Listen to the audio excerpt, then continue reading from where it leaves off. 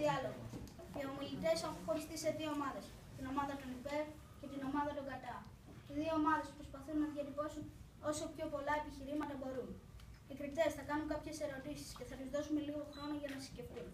Έπειτα θα πάρουν και τις απαντήσεις από τους ομιλητές. Οι κριτές θα βγάλουν ένα αποτέλεσμα, ένα συμπέρασμα και θα μας το ανακοινώσουν.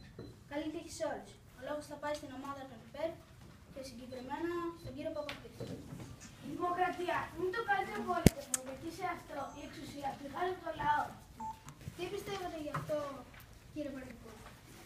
Στην ουσία όμως η εξουσία ασκείται το λαό έμεσα μέσω των βουλευτών και όχι άμεσα. Έχετε να επισημάνετε κάτι, κύριε Κέκκα?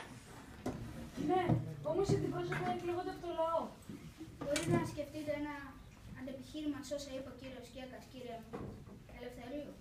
Δεν κύριε Κέκα, αλλά οι πολίτες δεν έχουν αντικειμενικά κριτήρια στην επιλογή τους. Είναι αλήθεια κατά τη γνώμη σας αυτό, κύριε Καραμινά? Οι πολίτες όμως έχουν τη δυνατότητα να ενημερωθούν για το πρόγραμμα του κάθε κόμματος. Τι πιστεύετε σχετικά με αυτό, κύριε? Ναι, κυρία Καραμινά, αλλά πολύ συχνά τα κόμματα και οι βουλευτές δεν τηρούν τις υποσχέσεις που έχουν δώσει. Έχετε να πείτε κάτι γι' αυτό, κύριε Ράνο? Κύριε Βρίσκο, διαφωνώ μαζί σας. Επειδή οι πολίτες έχουν τη δυνατότητα την επόμενη τετραετία να ψηφίσουν κάποιο άλλο κόμμα και όχι αυτό που τους δυσαρέστησε. Μπορείτε να διατυπώσετε ένα αντεπιχείρημα σε όσα είπε ο κύριος Ιωάννου, κύριε Βαράκη? Κύριε Ιωάννου, μέχρι να περάσει τετραετία θα έχει χαθεί πολύτιμος χρόνος για τη χώρα μας. Ποια είναι η γνώμη σας γι' αυτό, κύριε Γραμμάτη? Στη δημοκρατία όλοι οι πολίτες είναι ίσοι απέναντι στον νόμο. Γι' αυτό τι πιστεύετε, κύριε Ζεϊρό? Κύριε Γραμμάτικα, δεν είναι όλοι οι πολίτες ίσοι, γιατί μπορεί κάποιος που έχει την οικονομική δυνατότητα να διεκδικήσει τους δικαστές. Είναι αλήθεια αυτό κατά τη γνώμη σας, κύριε Καραμάτη? Δεν μπορείτε όμως να υποστηρίζετε ότι όλοι οι δικαστές δωροδοκούνται. Μην γενικεύετε τα πράγματα. Κύριε Κωνσταντινίδη? Παρόλο που ισχύει σε ορισμένες περιπτώσεις, κυρία Καραμινά, είναι ανεπίτρεπτο να υπάρχουν δικαστές που παίρνουν αποφάσεις έχοντας δωροδοκηθεί. Κύριε Υπουργιώτη, θα μας πείτε τη γνώμη σας? Στη δημοκρατία όλοι οι πολίτες είναι ίσοι απέναντι στα νόμια. Τι πιστεύετε γι' αυτό, κύριε Παρασκευοπούλου? Οι πολίτες όμως ψηφίζουν και η ψήφος του περνάει έμεσα μέσω των βουλευτών και όχι άμεσα. Τι μπορείτε να πείτε γι' αυτό, κύριε Πρόεδρο? Μην ξεχνάτε όμως ότι οι βουλευτές εκλέγονται από το λαό και οφείλουν να ακούν τις απόψεις των πολιτών και να τις εκτάσουν όσο των αποφάσεων που λαμβάνουν. Κύριε Γιαλή? Κύριε Προδρόμου, παρόλα αυτά συχνά παρατηρούμε ότι οι βουλευτές δεν αποφασίζουν στηριζόμενοι σε γνώμη των πολιτών, αλλά με κριτήρια το δικό του συμφέρον, το συμφέρον μιας συγκεκριμένης κοινωνικής ομάδας. Τώρα περνάμε στην επόμενη ομάδα επιχειρημάτων και το λόγο θα πάρει ο κύριος Σικελαρίου. Στη δημοκρατία, κάθε πολίτης μπορεί να είναι υποψήφιος για κάποιο αξίωμα. Τι πιστεύετε γι' αυτό, κύριε Χριστοφορίδη?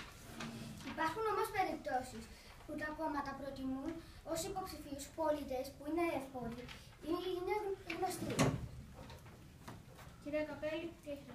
Οι πολίτες όμως μπορούν και πρέπει να επιλέγουν υποψήφιους ανάλογα με τις ικανότητές τους. Τώρα θα μας πείτε τη γνώμη σας, κύριε Ατσουμή. Ναι, κυρία Καπέλη, ωστόσο οι πολίτες αρκετές φορές ψηφίζουν με κριτήρια την αναγνωρισιμότητα ή την οικονομική κατάσταση των υποψηφιών, αδιαφορώντας τις ικανότητες. Τώρα θα περάσουμε στην τελευταία ομάδα επιχειρημάτων και το λόγο θα πάρει η κυρία Γκοτσοπούλου.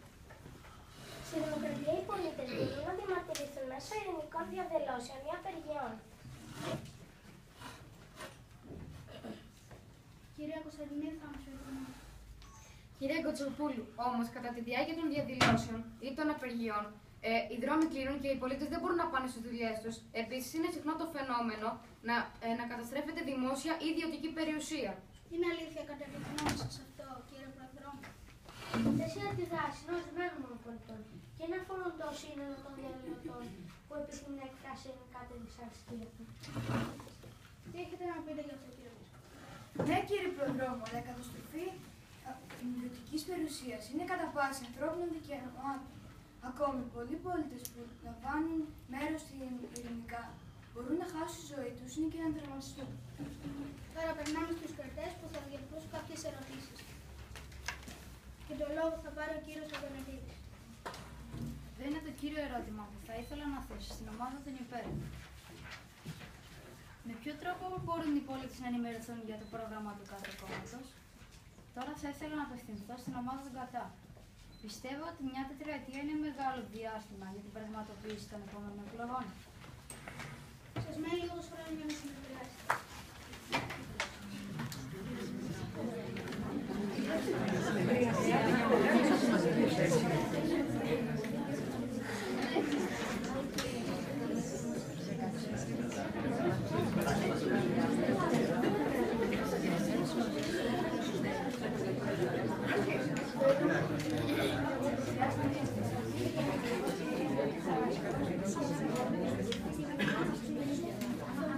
Όχι, μας αρκεί να καλύπτει η άποψή σου. Τη γνώμη σας. Τη γνώμη σας, κυρία Παπαδοπούλου. Εσείς απεργείτε σήμερα.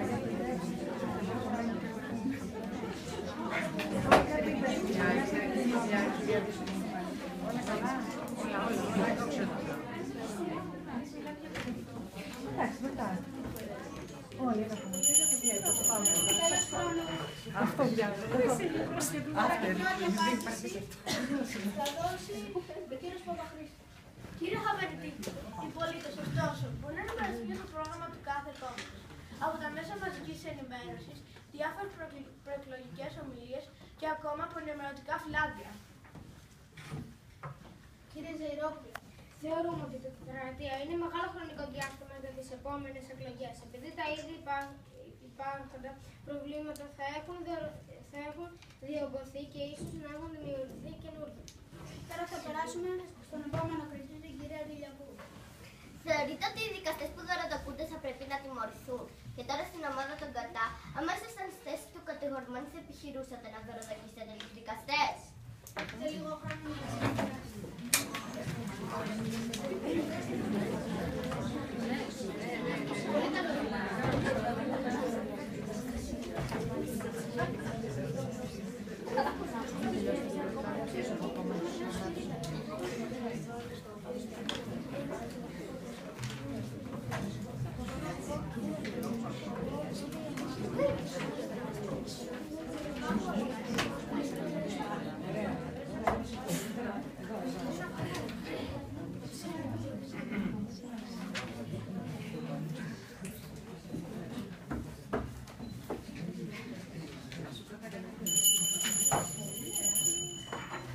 Τώρα την πρώτη απάντηση θα δώσει ο κύριος Σακελαρίου.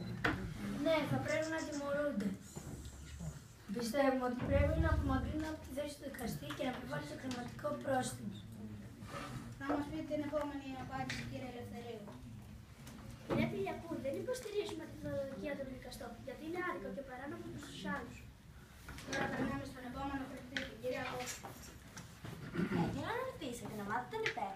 Πόσοι βουλευτές ακούνε τις απόψεις των πολιτών που τις εξέλιξαν? Και την ομάδα των κατά, με ποιον τρόπο μπορούν να αντιδράσουν οι πολίτες όταν συνειδητοποιήσουν ότι οι αποφάσεις των αντιπροσώπων δεν ανταποκρίνονται στις προεκλογικές υποσχέσεις? Τώρα έχετε λίγο χρόνο για να συνεδριάσετε.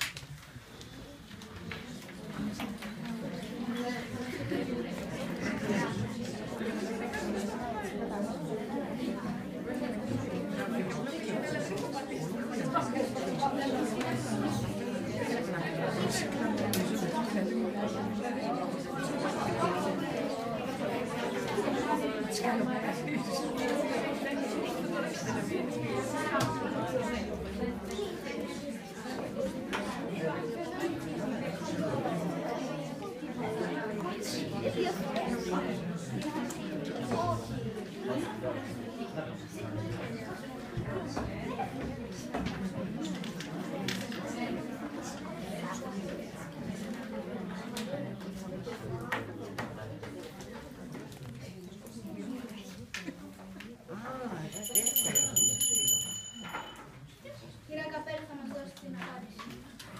Οι πολίτες έχουν τη δυνατότητα να μιλήσουν με τους βουλευτές και να τους εκφράσουν τις απόψεις, τις προτάσεις και τα προβλήματά τους.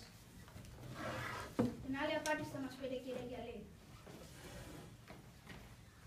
αποφάσεις των βουλευτών δεν ανταποκρίνονται στις προεκλογικές τους υποσχέσεις, μπορούν να διαμαρτυρηθούν ειρηνικά ή ακόμη καλύτερα να μην δώσουν την ψήφο τους στην επόμενη προεκλογική αναμέτρηση.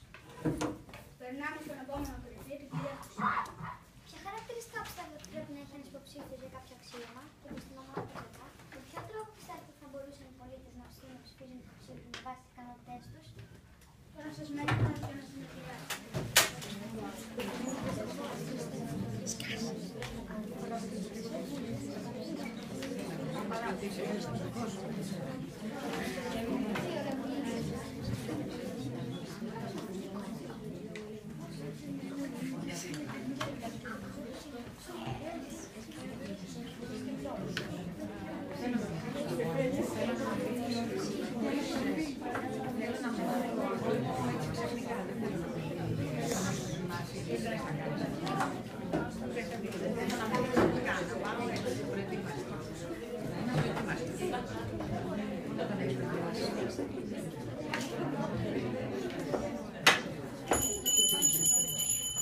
Τέλος χρόνου.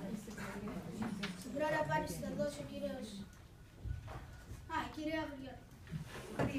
Κυρία Χρυσούλα, ένας πολίτης για να βάλει υποψηφιότητα θα πρέπει να είναι δίκαιος, ανοιχτόμυαλος, σκεπτόμενος, έμπειρος, μορφωμένος και ειλικρινής.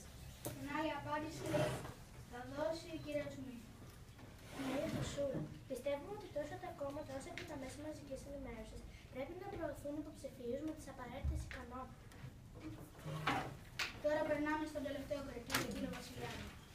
Θα ήθελα να θέσω δύο ερωτήματα. Το πρώτο, αναφέρεται στην ομάδα των ΙΠΕ.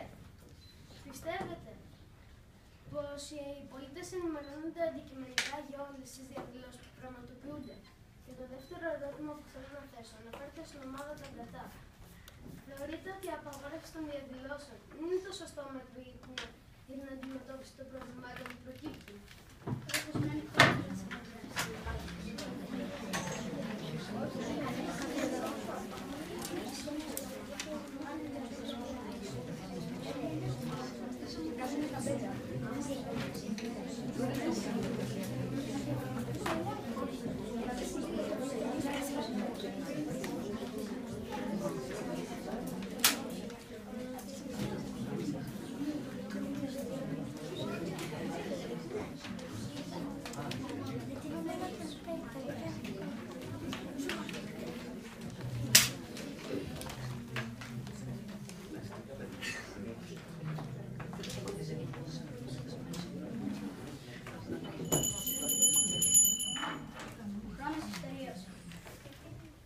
Απάντηση θα δώσει η κυρία Κοτσοπούλου.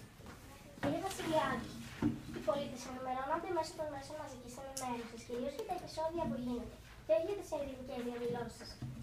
Τελευταία απάντηση θα δώσει η κυρία Παρασκευοπούλου. Όχι. Η λύση για να αποφύγουμε τα επεισόδια δεν είναι για την απαγόρευση, αλλά η λήψη των απαραίτητων μέτρων.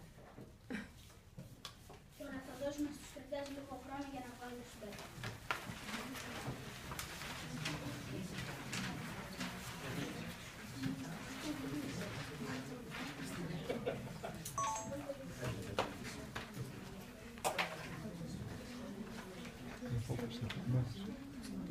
Ναι, έχω ακόμα 2 λεπτά. Βαριέμαι να κάνω.